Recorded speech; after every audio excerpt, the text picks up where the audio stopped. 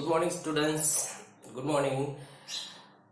आपण आज जो पाठ चालू होता त्या पाठाचा पुढचा भाग म्हणजेच आदर्श राज्यकर्ता या पाठाचा पुढचा भाग पाहणार आहोत. आदर्श राज्यकर्ता म्हणजे कोणाची माहिती पाहत होतो आपण, तर छत्रपती शिवाजी महाराज हे कसे आदर्श होते, त्यांनी जनतेची, रयतेची, लष्कराची काळजी कशी घेतली, सहिष्णू धोरण कसं होतं, त्यांचं वर्तन कसं होतं, त्याची काल थोडक्यात माहिती सांगितली. परत एकदा थोडक्यात माहिती सांगतो की आदर्श राज्यकर्ता म्हणजेच आपल्या स्वराज्य स्थापनेपूर्वी त्यांना ज्या काही शत्रूंशी संघर्ष करावा लागला, त्या शत्रूंच्या संघर्षामध्ये ते स्वतः त्या ठिकाणी उतरले. काही कठीण प्रसंग त्यांच्या समोर आले, जसं की अफजल खानाची भेटीचा प्रसंग होता, आग्र्याहून सुटकेचा प्रसंग होता, पन्हाळ्याच्या गडाहून सुटकेचा प्रसंग होता. अशा कठीण प्रसंगातून ते बाहेर आलं आणि त्यांनी आपल्या स्वराज्याचं सुराज्यात रूपांतर केलं.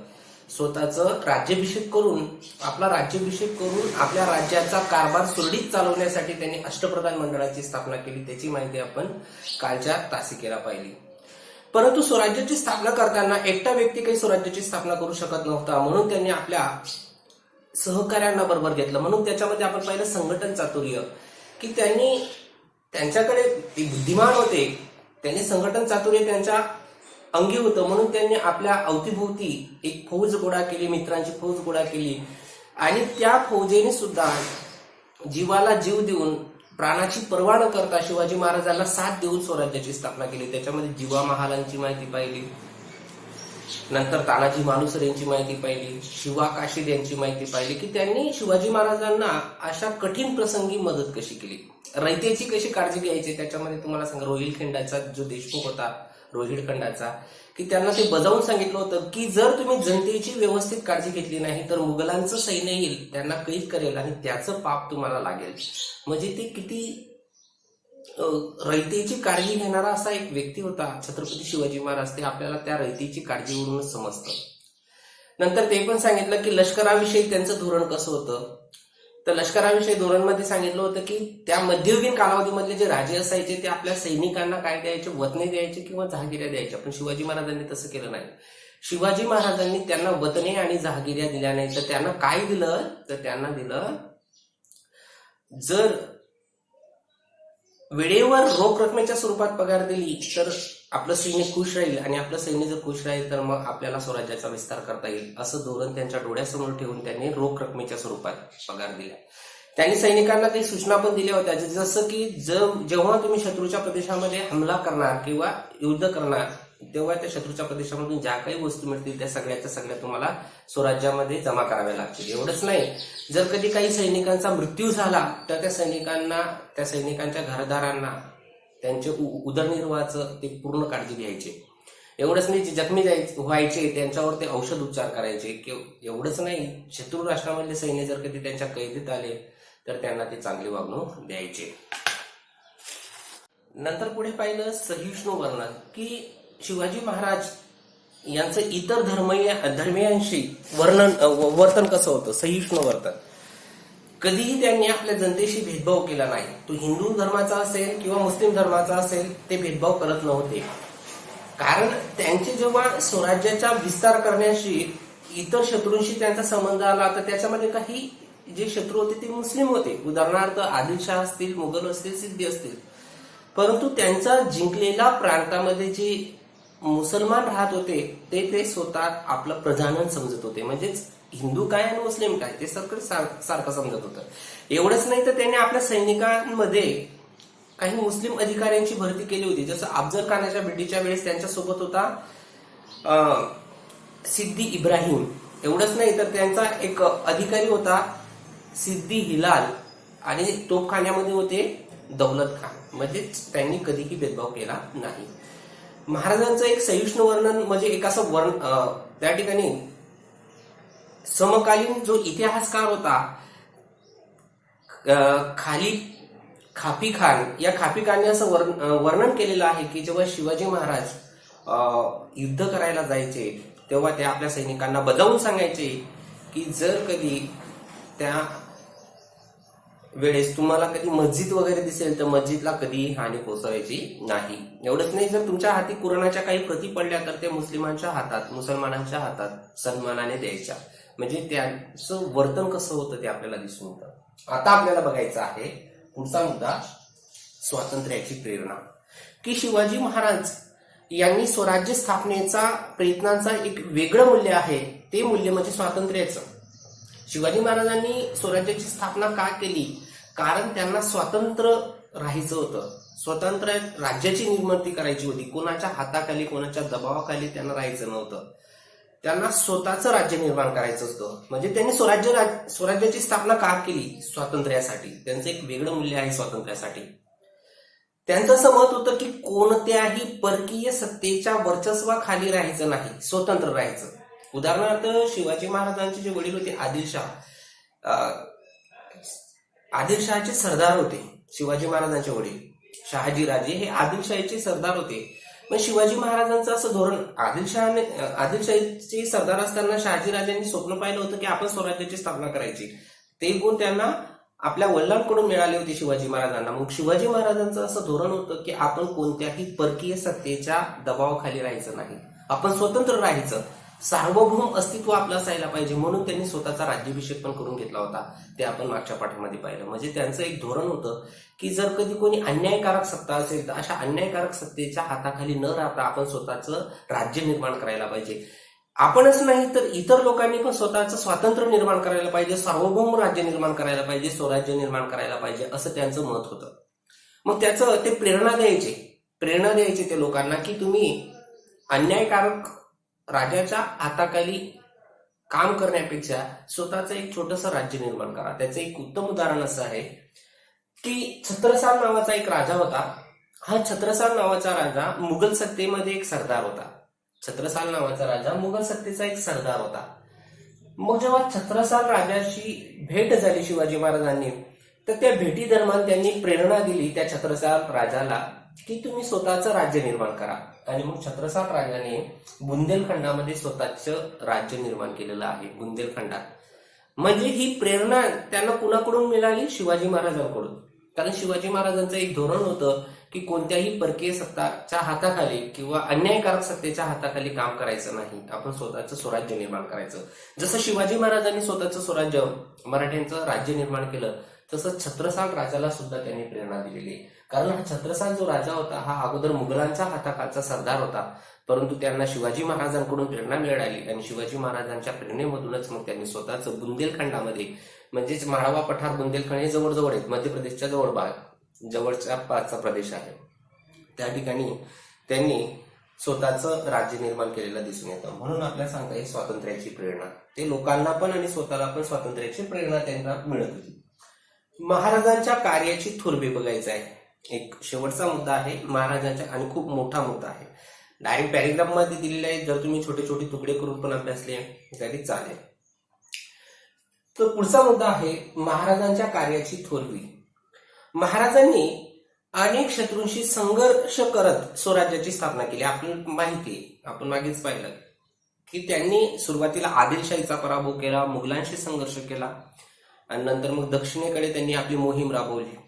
म्हणजेच त्यांनी स्वतःचा राज्य निर्माण करण्यासाठी अनेक शत्रूंशी त्यांना संघर्ष करावा लागला. मग ही जी कृती आहे, ही कृती कोणती कृती म्हणून ओळखली जाते त्यांची? तर युग प्रवर्तक, म्हणजे आपल्या नवीन युगाची स्थापना त्यांनी केलेली युग प्रवर्तक कृती म्हणून ती लक्षात येते आपल्याला. की त्यांनी आपल्या स्वतःचं राज्य निर्माण करण्यासाठी आदिलशाहीचा पराभव केला, आदिलशाहीचे भरपूर किल्ले जिंकले, मुघलशाहीचे भरपूर काही किल्ले जिंकले, प्रदेश जिंकले, दक्षिणेमधले भाग जिंकले, सिद्धींचा पराभव केला. ही जी कृती आहे, ही कृती आहे युग प्रवर्तक कृती. युग प्रवर्तक म्हणून त्याला ओळखले जाते. परंतु युग प्रवर्तक जरी ओळखलं जात असलं तरी त्यांच्या व्यक्तिमत्वामध्ये अनेक सद्गुणांचा समुच्चय आढळतो. म्हणजे त्यांचं व्यक्तिमत्व असं होतं की फक्त ते युग प्रवर्तक नव्हते, तर त्यांनी त्यांच्या अंगी कोणकोणते गुण होते आणि ते कोणकोणते गुण त्यांना कुणाकडून मिळाले. म्हणजे भरपूर गुण त्यांच्या अंगी होते छत्रपती शिवाजी महाराजांचे. मग कोणकोणते गुण? तर पहिला, शिवाजी महाराज अतिशय बुद्धिवान असे व्यक्ती होते. त्यांनी अनेक विद्या आत्मसात केल्या होत्या. शिवाजी महाराज अतिशय बुद्धिवान व्यक्तिमत्व होते. त्यांनी अनेक विद्या आत्मसात केल्या होत्या. त्यांना भरपूर भाषा आणि लिपी यायच्या. शिवाजी महाराज अनेक भाषा यायच्या, अनेक लिपी यायच्या. मग शिवाजी महाराज यांना हे जे गुण मिळाले होते, बुद्धिमान असतील, त्यांना भरपूर भाषा येत असतील, हे जे गुण त्यांच्या अंगी होते हे कुणाकडून मिळाले असतील? तर त्यांच्या आई वडिलांकडून. त्यांच्या आई वडिलांनी केलेले स्वराज्याचे आणि नैतिकतेचे संस्कार त्यांच्या मनावर खोलवर रुजलेले होते. नैतिकता, बुद्धिमान, वेगवेगळ्या भाषांची ज्ञान, ह्या ज्या गोष्टी आहेत, ह्या गोष्टी त्यांना आपल्या आई वडिलांकडून, वीरमाता जिजाबाई आणि शहाजीराजे यांच्याकडून त्यांना मिळालेल्या दिसून येतात. नैतिकतेचे संस्कार त्यांच्यामध्ये बघा, त्यांच्यामध्ये कोणकोणते गुण आहेत? सामर्थ्य, शील आणि पराक्रम यांचा समन्वय त्यांच्यामध्ये आहे. त्यांच्या व्यक्तिमत्वामध्ये चरित्र, सामर्थ्य, शील आणि पराक्रम, म्हणजे चरित्रवान व्यक्ती, कुणालाही वाईट नजरेने बघणार, सामर्थ्यशाली व्यक्ती, शील, चांगले गुण त्यांच्यामध्ये होते, पराक्रमी होते. शील आणि पराक्रम यांचा समन्वय, असे अनेक गुण त्यांच्यामध्ये होते. आणि हे सगळेचे सगळे गुण त्यांना आपल्या आई आणि वडिलांकडून मिळाले होते, वीरमाता जिजाबाई आणि शहाजीराजे यांच्याकडून मिळाले होते. मग त्यांच्याकडे कोणकोणते अजून गुण होते ते आपण गुण इथे लिहू, एक एक गुण, की कोणकोणते गुण शिवाजी महाराजांच्या अंगी होते. तर त्यांच्यामध्ये होते, पहिलं होतं नेतृत्व. नेतृत्व गुण त्यांच्या अंगी होतं, म्हणजे ते इतर लोकांना आपल्या सोबत घेऊन स्वराज्याची स्थापना केली आणि त्यांनी स्वतः नेतृत्व केलं, पुढाकार घेतला, म्हणजे नेतृत्व गुण त्यांच्यामध्ये. व्यवस्थापनचं आपण पाहिलं, त्यांनी अष्टप्रधान मंडळाची स्थापना केली, म्हणजे राज्य जर चालवायचं असेल तर कोणता व्यक्ती, कोणता मंत्री मंत्रीपद सांभाळेल आणि तो व्यक्तीकडे काय काय दिलं, काय काय करेल, अशी त्यांनी वाटणी केली. म्हणजे व्यवस्थापन त्यांच्याकडे होतं, नेतृत्व गुण त्यांच्याकडे होतं. द्रष्टेपणा, दूरदृष्टीपणा, की भविष्यात काय होऊ शकतं, कोणता शत्रू आपल्यावर हल्ला करेल आणि मग आपल्याला जर कधी स्वराज्याचा विस्तार करायचा असेल तर सैन्याची तयारी कशी करावी लागेल, असा द्रष्टेपणा त्यांच्यामध्ये होती. राजकीय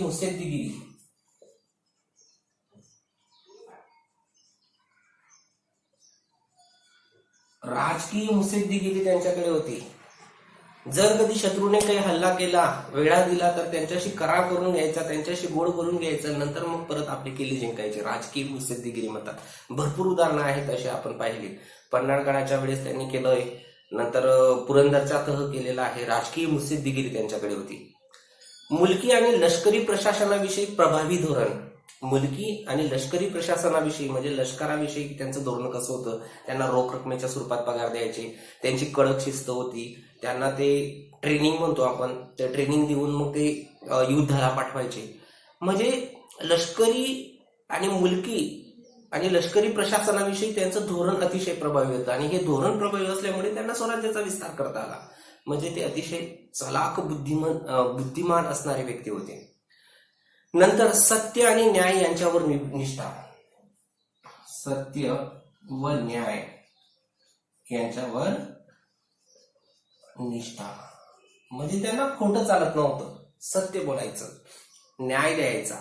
ज्यांनी काही गुन्हा केलेला असेल अशा गुन्हेगार व्यक्तीला न्याय देण्याचं, अन्याय झालेल्या व्यक्तीला न्याय देण्याचं काम ते करायचे. म्हणजेच काय, की त्यांना सत्यप्रियता आवडत होती आणि अन्याय कुणावरही होऊ नये असं त्यांना वाटत होतं. असं त्यांच्यामध्ये गुण होते. सर्वांना समान वागणूक, म्हणजे ते कधीही भेदभाव करत नव्हते. स्त्री असो, पुरुष असो, हिंदू असो की मुस्लिम असो, कोणीही असो, आपल्या स्वराज्यामध्ये जे काही व्यक्ती असतील ते सगळ्या लोकांना समानतेची वागणूक द्यायचे. त्याचं उदाहरण पाहिलं आपण की त्यांच्या सैन्यामध्ये हिंदू पण होते, मुस्लिम पण होते, अधिकारी पण होते. तर अशा प्रकारे ते सर्वांना समान वागणूक द्यायचे. सर्वांना समान वागणूक, सगळ्यांना समान वागणूक ते देत होते. नंतर भावी गोष्टींचा आराखडा तयार करण्याचे नियोजन, की भविष्यात काय होऊ शकतं. उदाहरणार्थ त्यांना समुद्रावर विजय मिळवायचा होता म्हणून त्यांनी आरमाराची स्थापना केली. म्हणजे ते नियोजन करून ठेवायचं की भविष्यामध्ये आराखडा तयार करून ठेवायचा की जर आपल्याला स्वराज्याच्या स्थापनेमध्ये इंग्रज, पोर्तुगीज यांची अडचण आली यांचा विरोध झाला तर मग आपण काय करायचं, तर आपण त्यांना विरोध करण्यासाठी आरमाराची स्थापना करायची, म्हणजे ते नियोजन करून ठेवायचे. म्हणून त्यांनी आरमाराची स्थापना केली. सिद्धीचा किल्ला जिंकायचा होता म्हणून त्यांनी त्या जंजिरीचा किल्ला, पुरंदरचा किल्ला बांधला पाण्यामध्ये. म्हणजे ते आराखडा तयार करून ठेवायचे, नियोजन करून ठेवायचे. नंतर नियोजित प्रकल्प तातडीला नेण्याचे कौशल्य, जो प्रकल्प त्यांनी तयार केलेला आहे, उदाहरणार्थ सिद्धीचा पराभव करायचा आहे तर मग तो तात्काळ त्या ठिकाणी पराभव करायचा, त्याच्यावर हल्ला करायचा. आरमार स्थापन करायचं आहे तर तात्काळ आरमार स्थापन करायचं. म्हणजे ते तातडीला त्यांच्याकडे कौशल्य होतं की जर एखादी गोष्ट ठरवलं तर ती लगेच आपण पूर्ण करायची. नंतर दुसरं आहे संकटात खचून न जाता उफाडून येण्याचा निर्धार. ते कधीही संकटात खचून जायचे नाही. उदाहरणार्थ आग्र्याची भेट बघू आपण. संकटाला घाबरले होते का ते? अतिशय शांत मनाने, जरी त्यांना नजरकैदेत ठेवलं होतं तर ते संकटाला न घाबरता शांत मनाने त्यांनी विचार केला आणि मग या संकटातून बाहेर कसं पडावं आणि मग ते बाहेर पडले. असं नियोजन त्यांच्याकडे होतं. सदैव जागृत राहण्याचा सावधपणा, अशा असंख्य गुण त्यांच्या अंगी होते. सदैव जागृत राहायचे.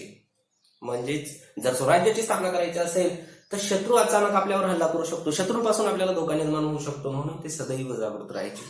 तर असे असंख्य गुण त्यांच्या अंगी होते आणि हे सगळे गुण त्यांना आपल्या आई वडिलांकडून मिळाले होते. मग कोणकोणते गुण पाहिले तर सामर्थ्य असतील, शील असतील, पराक्रम यांचा समन्वय असेल, नेतृत्व गुण असेल, व्यवस्थापन, द्रष्टेपणा, राजकीय मुत्सद्देगिरी, मुलकी आणि लष्करी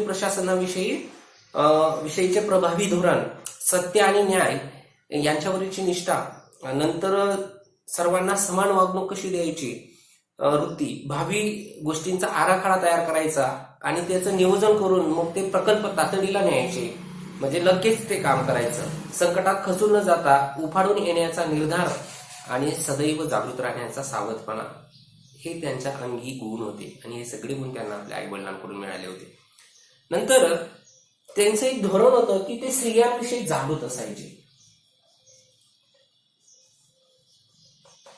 स्त्रियांविषयी जागृतपणा म्हणजेच काय? स्त्रियांविषयी जागृत म्हणजे काय की जर कधी कोणीही स्त्रियांविषयी अनुचित वर्तन केलं तर ते तसे करणाऱ्याला कठोर शिक्षा करायचे.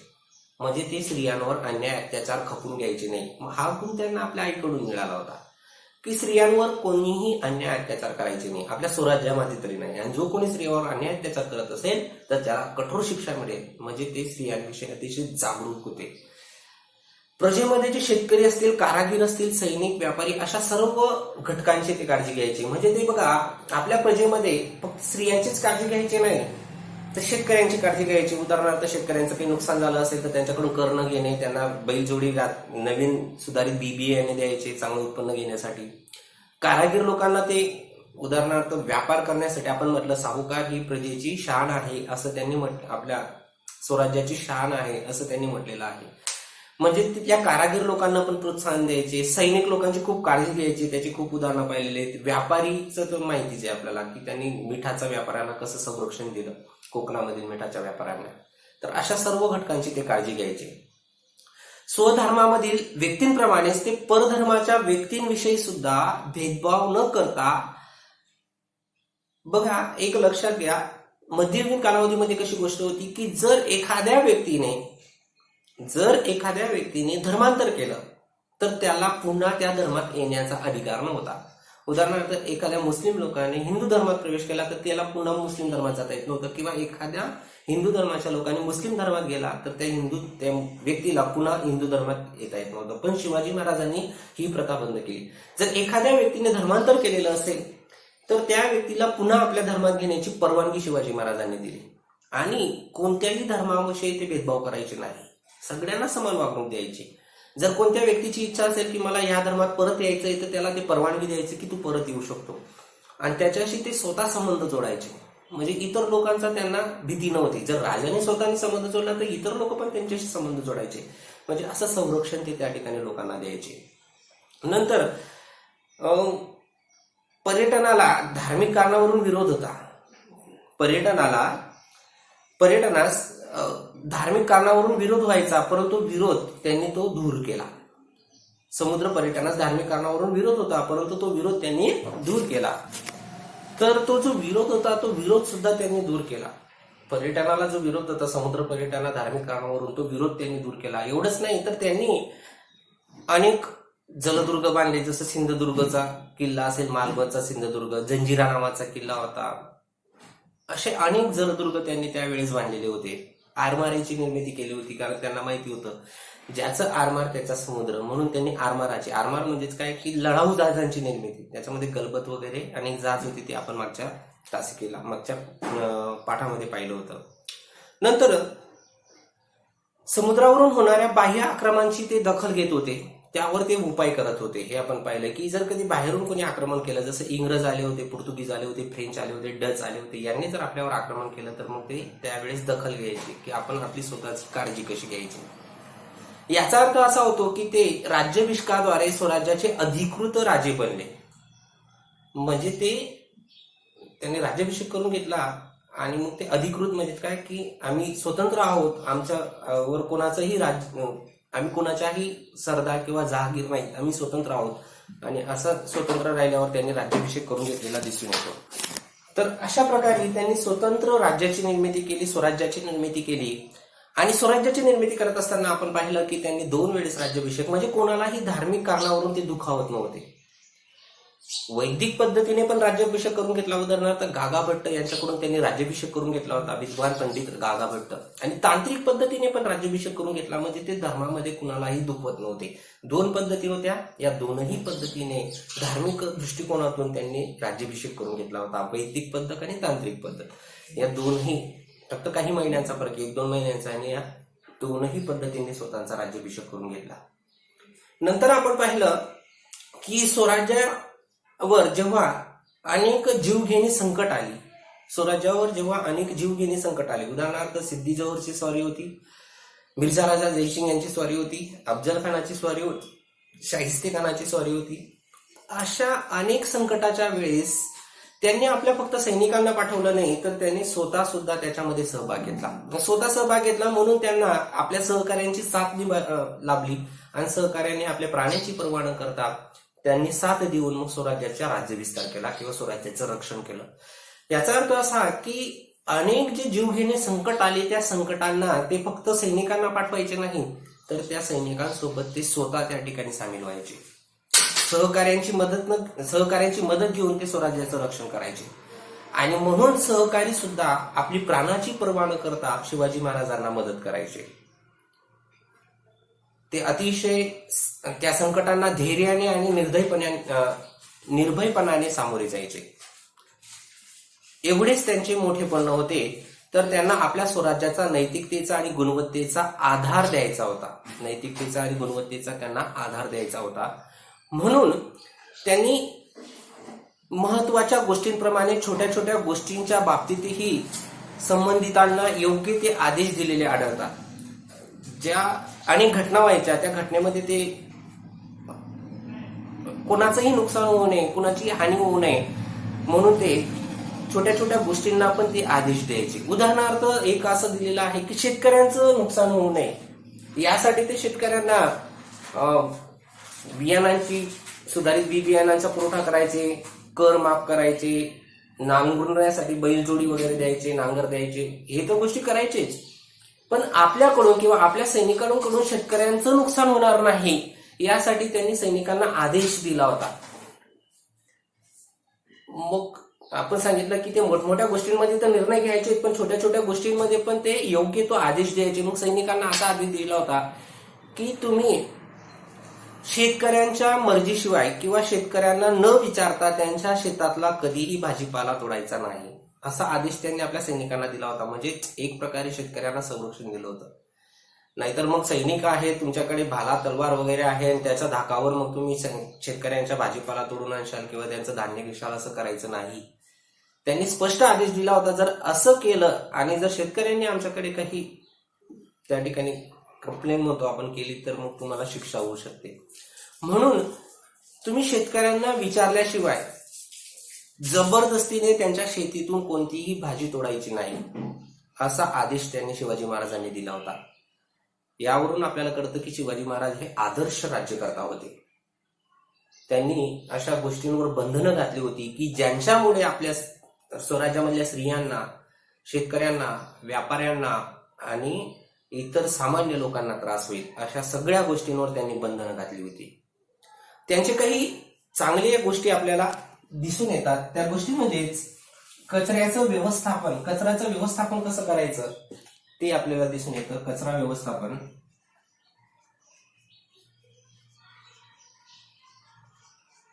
त्यांचं स्पष्ट मत होतं की किल्ल्यावर इकडे तिकडे कचरा फेकायचा नाही. तो किल्ल्याच्या परसात म्हणजे किल्ल्याच्या परिसरामध्ये तो कचरा जाळायचा आणि तो कचरा जाळल्यानंतर त्या कचऱ्याचं खत तयार करायचं आणि त्या खतापासून मग भाजीपाला पिकवायचा. असं त्यांचं एक दूरदृष्टीपणा होता. म्हणजे कचऱ्याविषयी सुद्धा, कचऱ्याचं व्यवस्थापन करण्याविषयी सुद्धा ते किती जागृत होतं ते आपल्याला दिसून येतं. की कचरा केल्याने घाण होते, मग ही घाण करण्यापेक्षा आपण तो कचरा गोळा करायचा, आपल्या परसात जाळायचा ते किल्ल्याच्या परसात, आणि तो कचरा जाळल्यानंतर जे खत तयार होईल, जे राख तयार होईल ते त्या भाजीपालांना टाकायची, म्हणजे त्यांचं उत्पन्न जास्त वाढेल. असं त्यांचं धोरण होतं. असं बारीक बारीक गोष्टींकडे त्यांचं लक्ष होतं.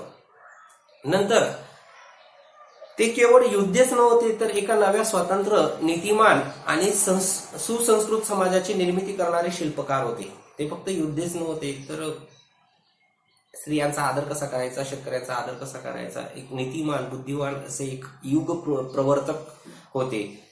अशी त्यांची थोरवी सांगणाऱ्या भरपूर गोष्टी आहेत. त्या आता एक एक गोष्टी आपण पाहू की शिवाजी महाराजांची थोरवी सांगणाऱ्या लोकांमध्ये कोणी कोणी काय काय म्हटलेलं आहे. ते शेवटचा मुद्दा आहे, तो पाहू. तर शिवाजी महाराजांची थोरवी सांगणारे अनेक उदाहरण आपल्याला इथे सांगता येतील की शिवाजी महाराजांनी जे आपल्या राष्ट्रासाठी, आपल्या स्वराज्यासाठी केलं त्याची काही थोरवी काही लोकांनी सांगितलेलं आहे. त्याच्यामध्ये पहिले व्यक्ती आहेत महात्मा फुले. महात्मा फुलेंनी एक पोवाडा त्या ठिकाणी निर्माण केलेला आहे की आपल्या स्वराज्याच्या चळवळीमध्ये, समतेच्या संघर्षामध्ये त्यांची महती सांगणारा एक पोवाडा, की ते सगळ्यांना समान समजायचे, कुणावरही भेदभाव करायचे नाही, असा समतेचं महत्व सांगणारा एक पोवाडा त्यांनी तयार केलेला आहे महात्मा फुलेंनी.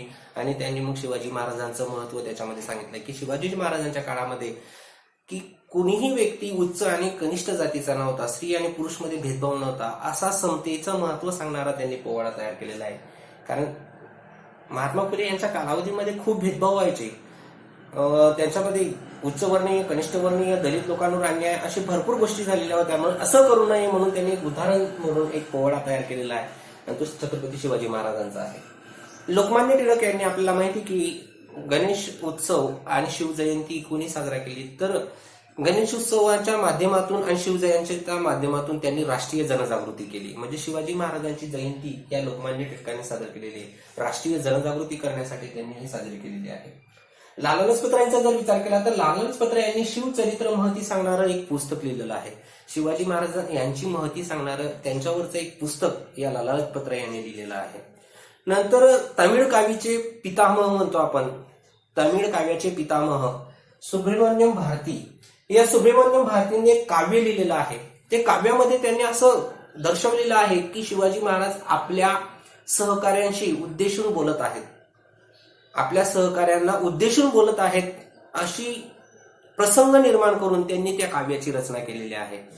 तर अशा प्रकारे सुब्रमण्यम भारती यांनी सुद्धा शिवाजी महाराजांचं महती सांगणारं एक काव्य तयार केलेलं आहे.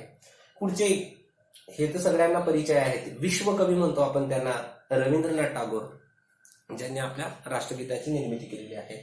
विश्वकवी रवींद्रनाथ टागोर यांनी शिवाजी महाराजांविषयी एक दीर्घ कविता लिहिलेली आहे.